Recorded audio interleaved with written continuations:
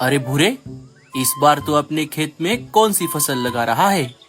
भैया, इस बार मैं मेरे खेत में तरबूज की फसल लगाने वाला हूँ। तरबूज की खेती? अच्छा ठीक है, कोई बात नहीं, लगा ले लगा ले। क्या हुआ भैया, आप ऐसा क्यों बोल रहे हो? क्या कोई परेशानी है? अरे कुछ नहीं भूरे, दरअसल मैंने भी कुछ दिन पहले तरबूज की ही फसल लगाई है। मुझे लगा था कि तू कोई दूसरी फसल लगाएगा। अच्छा, तो ऐसी बात है। ठीक है भैया, मैं कोई दूसरी फसल लगाता हूँ। ऐसे कैसे? हम दूसरी फसल क्यों लगाएंगे?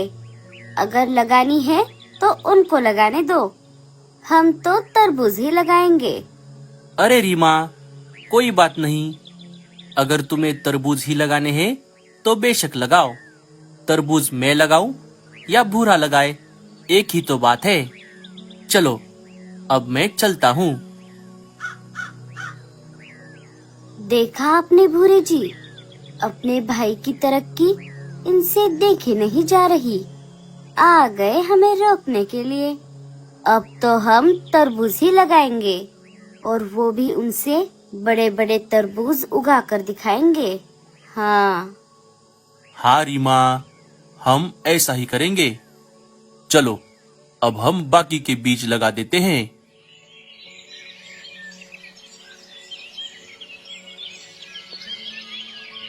उई माँ, मर गई रे।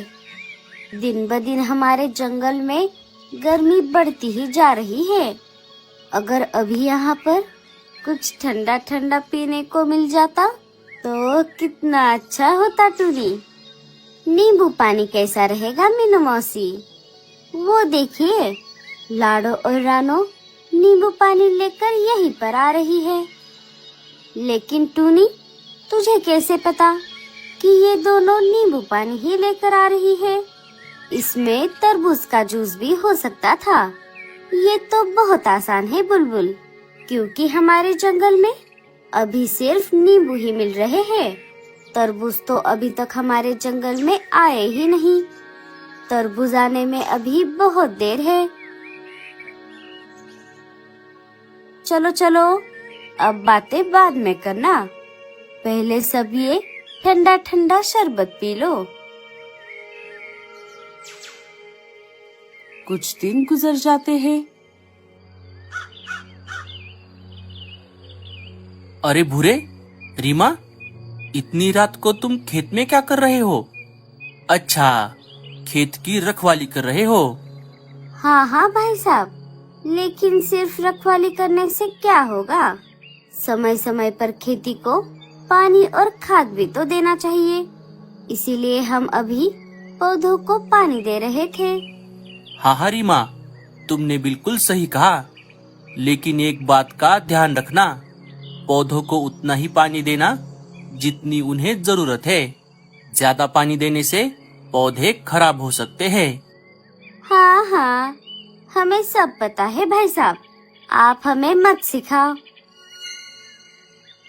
अच्छा ठीक है फिर, चल भूरे, अब मैं चलता हूँ।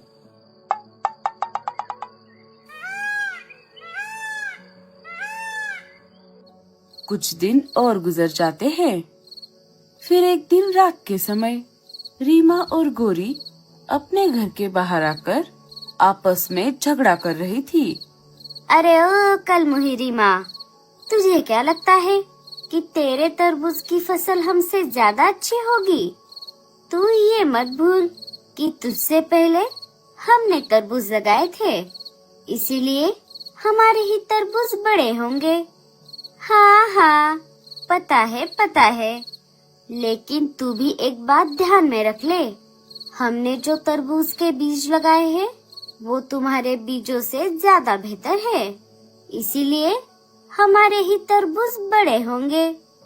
अगर ऐसी बात है तो लगा ले शर्त, जब तरबूज को काटने का समय आ जाएगा तब उस समय जिसके भी तरबूज बड़े होंगे वो दूसरे को थप्पड़ मारेगा। हाँ हाँ, लगा ले और थप्पड़ खाने के लिए भी तैयार रहना।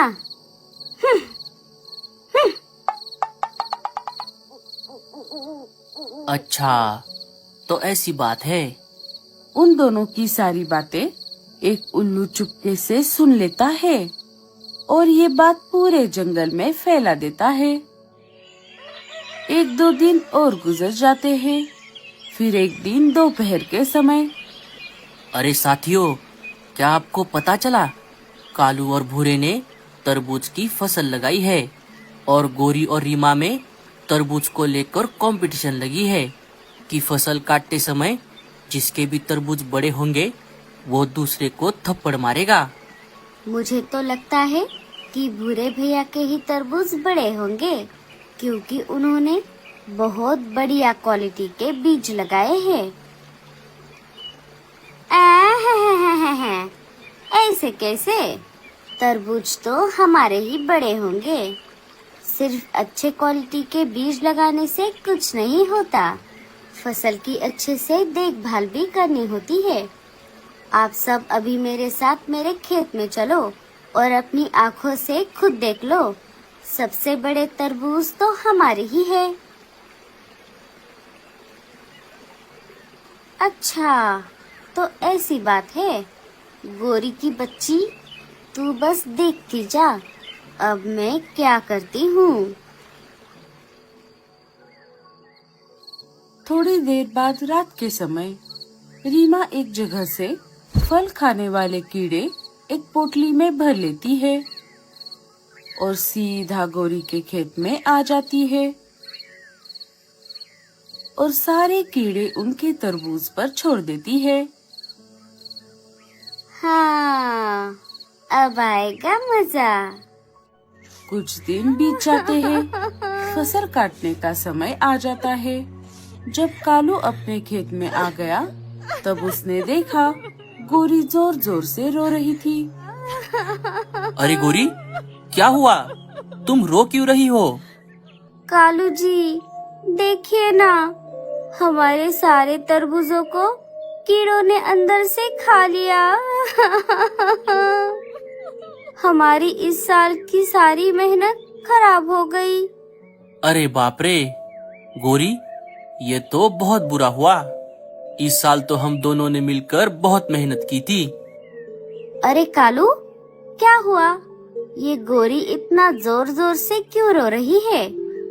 कालू सारी बात मीनू मौसी और लाडो को बताता है। अरे बाप रे कालू भैया, ये तो बहुत बुरा हुआ। ये देखो साथियों, मैंने कहा था ना, हमारे ही तरबूज सबसे बड़े होंगे। गोरी की बच्ची, अब सबके सामने थप्पड़ खाने के लिए तैयार हो जा।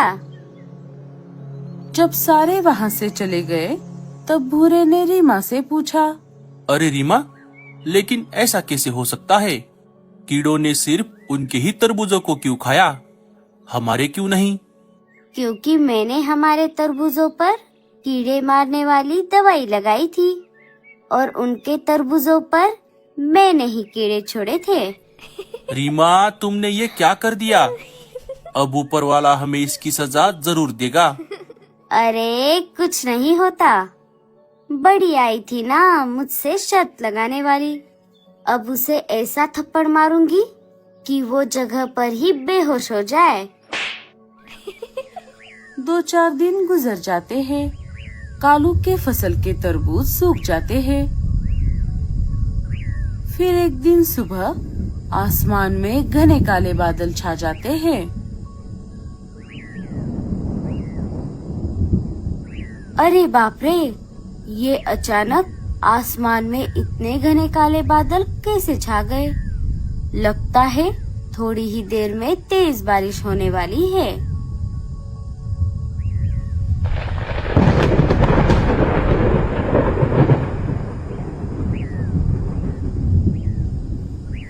मीनू मौसी, ये घने काले बादल देखकर ऐसा लग रहा है कि थोड़ी ही देर में तेज बारिश होने वाली है। हाँ टूनी, मुझे तो ये किसी बड़े संकट की चेतावनी लग रही है। हे ऊपर वाले, बचा ले रे बाबा। थोड़ी ही देर में तेज तूफान के साथ साथ मूसलाधार बारिश भी शुरू हो जाती है। पापा, मुझे बहुत डर लग रहा है। डरो मत जग्गू, मैं और मम्मी है ना तुम्हारे पास। और ये बिन मौसम की बरसात है, ये ज्यादा देर तक नहीं चलेगी, तो इससे हमें कोई खतरा नहीं है। लेकिन अगर बारिश ऐसे ही चलती रही तो जंगल में भारी नुकसान हो सकता है, जिसकी हम कल्पना भी नहीं कर सकते। भूरी, हमें सतर्क रहना होगा।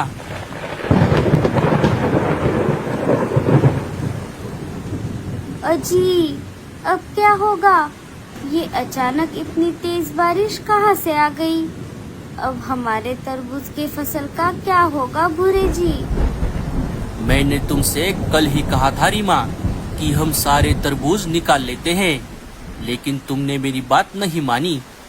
तरबूजों को बड़ा करने के चक्कर में तुमने मेरी बात पर ध्यान ही नहीं दिया। अब हम कुछ नहीं कर सकते। अब कर लो बड़े तरबूज। जब सारे तरबूज पानी में बह जाएंगे तब तुम्हें पता चलेगा, तब बस उन्हें देखती रहना। बारिश इतनी तेज थी कि पूरे जंगल में बारिश का पानी बहने लगा।